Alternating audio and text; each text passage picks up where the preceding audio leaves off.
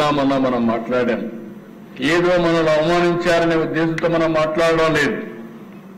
కానీ ఈరోజు మనం ఆలోచించేది రాష్ట్ర భవిష్యత్తు కోసం ఆలోచిస్తున్నాం.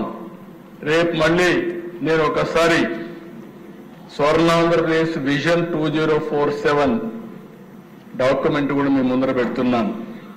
ఇప్పటికే చాలా చర్చలు చేశాం. రాష్ట్రాన్ని ఒక అగ్ర రాష్ట్రంగా తయారు చేయడానికి ప్రపంచంలోని నాలెడ్జ్ ఎకానమీకి చిరునామాగా ఆంధ్రప్రదేశ్ తయారు కావడానికి మనందరం కానీ ఆలోచిస్తే ఇది సాధ్యం. అది సాధ్యం కావాలంటే లా అండ్ ఆర్డర్ చాలా ముఖ్యం అని చెప్పి కూడా నేను మీకు తెలియజేస్తున్నా. ఒక పక్క పోలీసు వ్యవస్థను ప్రక్షాళన చేస్తున్నాం.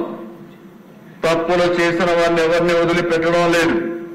ఇప్పటికే మీరు చూశారు, కొంతమంది సీనియర్ ఆఫీసర్స్ వాళ్ళకుండే అధికారాన్ని ఉపయోగించుకొని ఇష్టానుసారంగా చేసి పోలీసు వ్యవస్థకి మచ్చ తీసుకొచ్చే పరిస్థితికి వచ్చారు. అలాంటి వాళ్ళని సస్పెండ్ చేశాం, యాక్షన్లు తీసుకుంటున్నాం, లాజికల్ గా తీసుకెళ్తాం.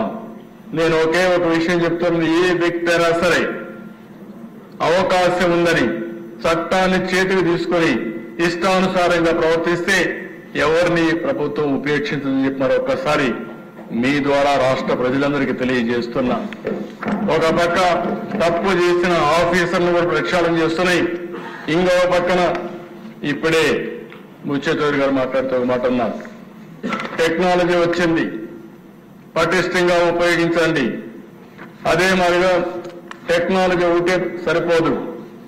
పోలీస్ ఆఫీసర్స్ లో కూడా పోలీస్ స్టేషన్ దగ్గర నుంచి కింది స్థాయి నుంచి ప్రజల్లో కూడా పోలీసుల్లో కూడా ప్రో పీపుల్ పోలీసింగ్ తయారు చేయాలి.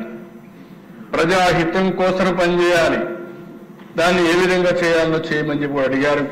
తప్పకుండా ఒకప్పుడైతే మనం చాలా తర్పిదిచ్చి పోలీసు వ్యవస్థను చూస్తే నేనైతే ఆ రోజు బాడీ ఓర్న్ కెమెరాస్ పెట్టాం.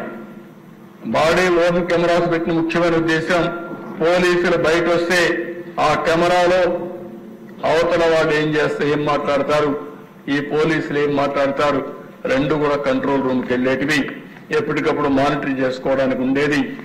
ఎవరు బూతులు మాట్లాడుతున్నారు, ఎవరు హై హ్యాండ్ గా ఉన్నారు అనే విషయాలు ఎప్పటికప్పుడు మానిటర్ చేసేవాళ్ళం.